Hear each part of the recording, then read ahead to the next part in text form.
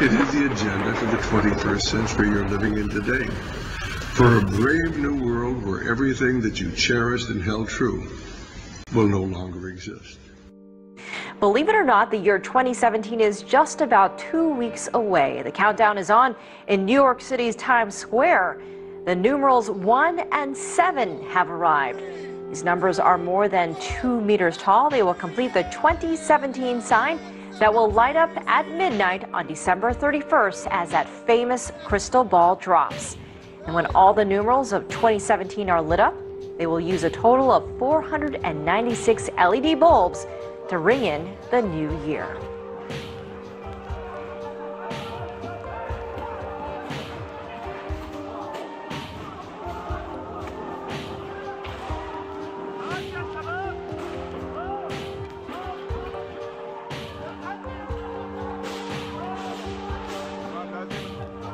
Chinese researchers say they hope they've found a cure for the Zika virus. Chinese microbiologists say they found 2 antibodies that exclusively targeted Zika. Now, the finding could lead to the development of much-needed anti-Zika therapies as well as vaccines. NASA has launched 8 hurricane-detecting satellites into orbit. The new satellites, which are about the size of a small suitcase, make use of GPS signals. They detect radio waves that bounce off the surface of the ocean and can be used to measure wind speeds. Now, with 8 spacecraft, scientists will also be able to take measurements about every 7 hours. That's compared to 3-day intervals. The GPS-based system is expected to operate for at least 2 years. Do you remember the 1998 movie Deep Impact? It was about a comet hurtling towards Earth so large that it would end mankind as we know it. Well, according to scientists at the Los Alamos National Laboratory, they say that scenario isn't too far from reality. Here's what we mean. They say that since Earth is made up of mostly oceans and waterways, if in this case an asteroid were to impact Earth, it would have a high likelihood of hitting an ocean. And if it landed within about 12 miles of a coastline, it would likely wipe out anything standing along that coast. I know what you might be thinking, that this type of impact would then follow with a giant tsunami like in the movie. But scientists say, no, not so much. Would it cause some giant waves, kill a lot of marine life, and cause flooding along coastlines further from the point of impact? Sure, but not so much on the giant tsunami that takes out Taya Leone standing on the beach. Now, the scientists at Los Alamos used powerful computers and software to simulate various scenarios, including the consequences if an extraterrestrial rock, or what have you, impacted a point in the ocean with a very deep sea level. So if that were to happen, they say, depending on the temperature of the rock, say 1,000 Kelvin or greater, the heat combined with the kinetic energy displaced by the asteroid could potentially send hundreds of megatons of water up into the atmosphere as vapor, and that could react and stay stuck in the stratosphere. And if it did that, the water vapor could be stuck up there for years and years and create greenhouse effects that could greatly alter the climate as we know it. And, well, you saw how well that worked out for the dinosaurs. But the good news here is that NASA says we don't have one of those hurtling at us just yet, and that the folks at Los Alamos did a pretty good job in their scientific calculation if one were to head this way.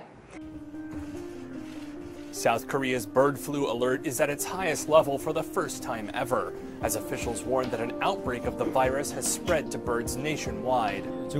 This virus appears to be more highly pathogenic and is spreading more quickly than in 2014. Authorities have been ramping up quarantine measures since the virus flared up last month. They've banned movement of all poultry and killed and buried 16 million birds. That's about 12% of the total population. The country was already on edge about food safety after 2 other outbreaks earlier this year. One a different strain of bird flu, the other foot and mouth disease in pigs. So far, this latest outbreak hasn't spread to humans in South Korea, but if it does, it could pose a serious threat. This same type of bird flu has killed 6 people in China in the past 2 years. The revelation that information has been stolen from more than 1 billion Yahoo accounts is putting that company's future at risk. All around the world, from the savannas of Africa to remote islands in the Pacific, there is a mass extinction brewing. All right, start counting. Elephant 7. Species are vanishing at roughly 100 times the normal rate. If current trends continue, African elephants could be extinct in as few as 20 years, and coral reefs gone soon after that. The insects that pollinate our food are in trouble, as are these plastic-filled birds. In all, biologists feared the unthinkable. 3/4 of all known species could disappear in just a couple centuries. We've never seen anything like this. In all of Earth's history, there have only been 5 mass extinction events, one of which killed the dinosaurs. Now, biologists say we are on the verge of the 6th. What are we doing to cause this, and is it too late to stop?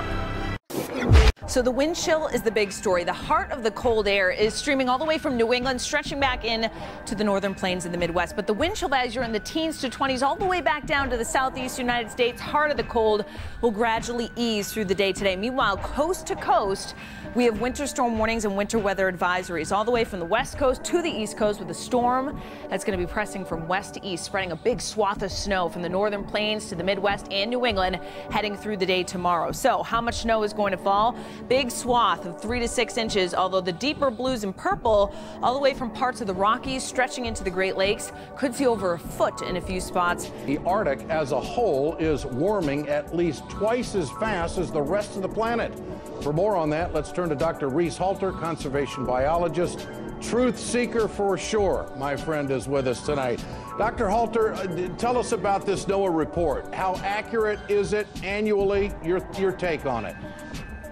Good evening, Ed. Well, as we're learning day by day, science is all about precision. Hello. What we're seeing, Ed, is this. Unprecedented warm air this year has melted extensive amounts of sea ice and land ice and snow on Greenland. As a result, the air temperature over the Arctic, 6.3 degrees Fahrenheit, the highest on record, going all the way back to 1900, and from mid-October to late November, the lowest sea ice cover ever recorded. What does that mean? Well, when we miss the sea ice at this time of year, massive amounts of latent heat are popped up into the Arctic atmosphere from an overheated Arctic Ocean. We get jet streams that are going weird, and the Arctic, Ed, is unraveling at an unprecedented pace. OMG. And this is really threatening wildlife, isn't it? It's shocking. You may remember, you and I covered in April, it's so confusing that the moose in Alaska are moving into the Arctic. The snowshoe hares in Alaska are moving into the Arctic. The red foxes that eat the snowshoe hares are moving into the Arctic. They're muscling in on the Arctic fox turf. And meanwhile, there's not enough food for the moose to make a living. Nature is showing us unequivocally, Ed, that we're headed into awful times, and there's only one thing that can be done. That is to lower our fossil fuel emissions immediately, dialing back to 80% of our energy derived from green energy by 2030 and zero carbon energy 2050.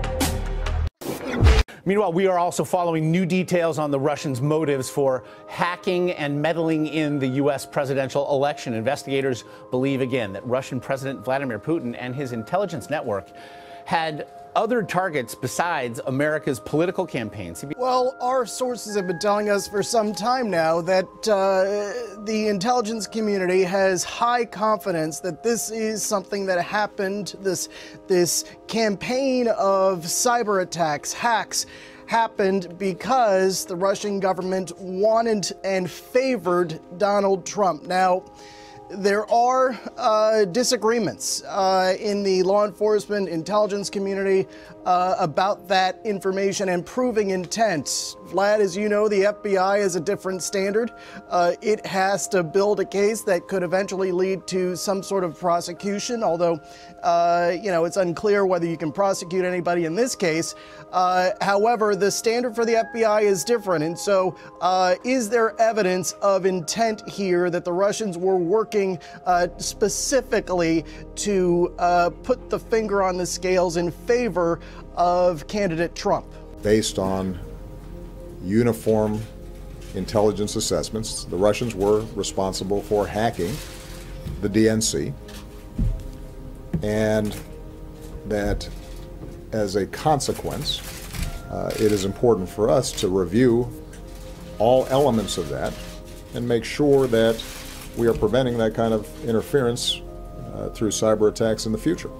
I think there is no doubt that when any foreign government tries to impact the integrity of our elections, that we need to take action, and we will, at a time and place of our own choosing. Some of it may be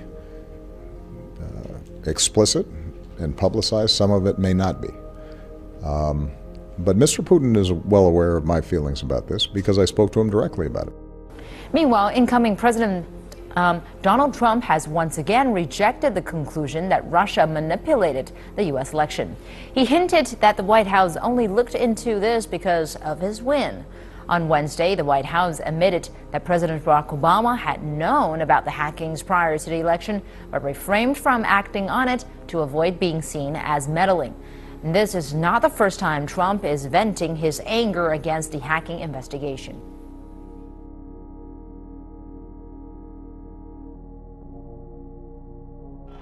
Tonight, the White House demanding that President-elect Trump accept rather than deny the intelligence community's assessment that Russia was responsible for hacking intended to impact the U.S. presidential race. Mr. Trump obviously knew that Russia was engaged in malicious cyber activity that was helping him and hurting Secretary Clinton's campaign. It might be time to not attack the intelligence community, but actually be supportive. However, Trump himself, who sources tell CNN is seeing the intelligence behind that assessment in his classified briefings, continues to express doubts that Russia is responsible, tweeting this morning, quote, "If Russia or some other entity was hacking, why did the White House wait so long to act? Why did they only complain after Hillary lost?" Thank you very much. His transition team is now accusing the White House of trying to undermine his presidency. I'd say the continued efforts to try to delegitimize the election. At a certain point, got to realize that the election from last month is going to stand, whether it's the recount or continued questions along this line. Analysis of the digital footprint and intelligence, including from human sources, has led the intelligence community to conclude that Russian President Vladimir Putin personally approved of the hacking. This, according to intelligence, congressional, and other administration sources. There's only one decision maker, and that is Putin. CNN's intelligence sources tonight say Vladimir Putin was aware his cyber warriors were hacking into the Democratic Party during the election cycle. One U.S. official saying the sophistication of the hacking tools used in the attack means higher-level Russian authority had to have been behind it. The intelligence raises new questions tonight.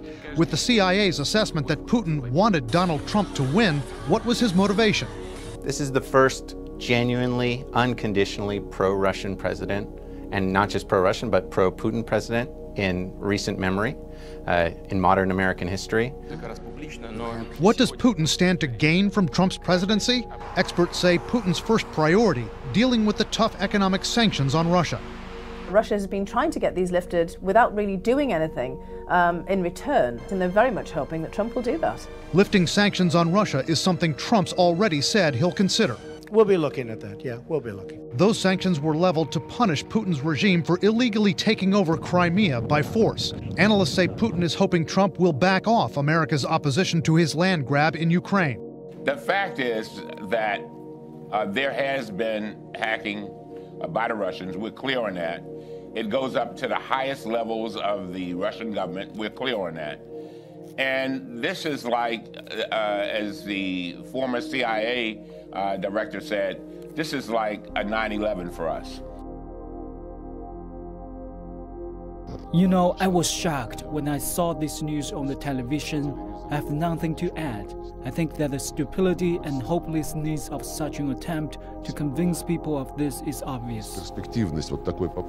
We know for certain from WikiLeaks that the source of the email material on the DNC and Don Clinton was not Russian, and it was not a Russian government source or Russian government proxy. So, they could never ever hope to prove something that isn't true. We are going to end the EPA intrusion into your lives.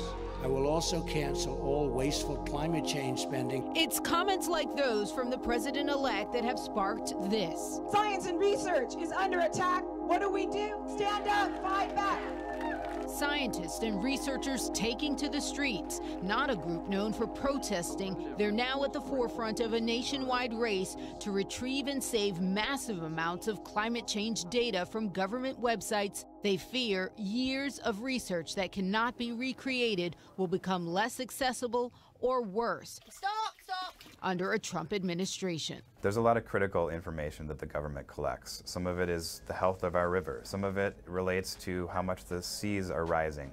And without that information, we're making decisions in a vacuum. There is no evidence that, that the Trump administration plans to deep six any of this data or hide it. If they're worried about this, it's probably because they know that that's how the Obama administration acted. But this trifecta of cabinet appointments has raised concerns. Scott Pruitt tapped to head the EPA, an agency he sued multiple times as Oklahoma's Attorney General. ExxonMobil CEO Rex Tillerson tapped for Secretary of State. Rick Perry, former governor of oil-rich Texas, picked to run the Energy Department. All staunch fossil fuel supporters who've expressed doubts about the urgency of climate change. Another concern, attorney David Schneier. The questions that we have tonight are not, is there global warming? The question is, how certain are we of it? As part of the Trump transition team, he's helping to staff up the EPA. Schneier works for a nonprofit that sued the EPA, NASA, and universities that have done work on climate change. Scientists are very ready to push back against any types of politicization of science. But there are federal laws against deleting certain data. Critics say the movement screams of paranoia. Sometimes data is very hard to retrieve from the government after a period of years goes by. That does not indicate, though, any ill intent. It's just a matter of the churn of business in Washington. China is shifting its growth model to more of a domestic demand model, expanding products and services for Chinese consumers. The consumption share of the Chinese economy is about half what it is in the U.S.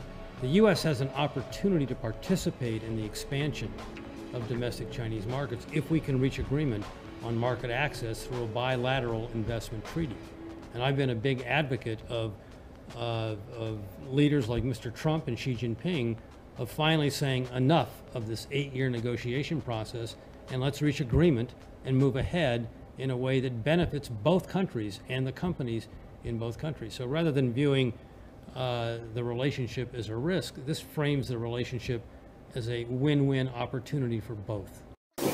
The White House says it is unaware of any planned changes to the deployment of the U.S. anti-missile system in South Korea, despite the recent political changes there. Spokesman Josh Earnest says that the U.S. has a commitment to the strength of the alliance with South Korea. This came after the former leader of South Korea's main opposition party and possible contender to the presidency, Moon Jae-in, said the deployment should be decided by its next leader. South Korean President Park Geun-hye has suspended after 234 of the 300 parliament members voted to impeach her. A Chinese warship has seized a U.S. Navy underwater drone. Now, we know the unmanned vessel was collecting information off the coast of the Philippines. The Pentagon spokesperson says the incident happened yesterday, some 50 miles northwest of Subic Bay. That is near the contested waters of the South China Sea. The Pentagon says, however, that the drone in question did not have any sensitive technology in it. It is, though, covered, by the same rules of sovereignty as a manned U.S. ship. The government there has halted efforts to evacuate civilians from the last rebel-controlled areas of Aleppo, leaving thousands of people trapped in the war-torn city. It wasn't immediately clear when evacuation efforts would resume or whether the latest incident would hurt ceasefire negotiations. Meanwhile, rebel-run media outlets have released video of Syrian civilians successfully evacuating from Aleppo. According to the International Committee of the Red Cross, about 4,000 civilians evacuated the city on Thursday.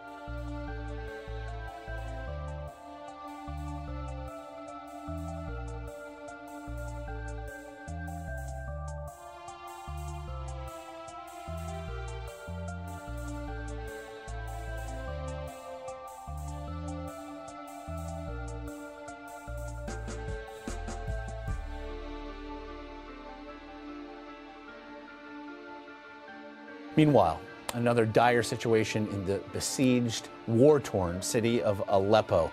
Evacuations of civilians and opposition fighters in that Syrian city were suspended this morning after rebels opened fire on a convoy at one of the crossing points. Now, drone video showed buses lined up for evacuations yesterday. You see some of that footage here. Ambulances also waiting to receive the wounded.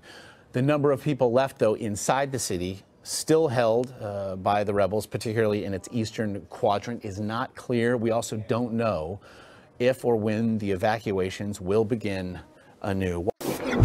We all want to help one another. Human beings are like that. We want to live by each other's happiness, not by each other's misery. We don't want to hate and despise one another. In this world there's room for everyone, and the good earth is rich and can provide for everyone. The way of life can be free and beautiful. We have lost the way. To those who can hear me, I say, do not despair. The misery that is now upon us is but the passing of greed, the bitterness of men who fear the way of human progress. The hate of men will pass, and dictators die, and the power they took from the people will return to the people. And so long as men die, liberty will never perish. You have the love of humanity in your hearts. You don't hate, only the unloved hate, the unloved and the unnatural.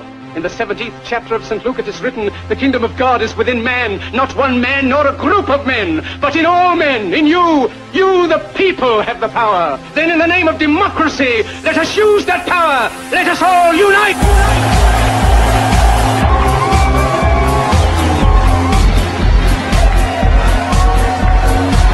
In a time of domestic crisis, men of goodwill and generosity should be able to unite regardless of party or politics.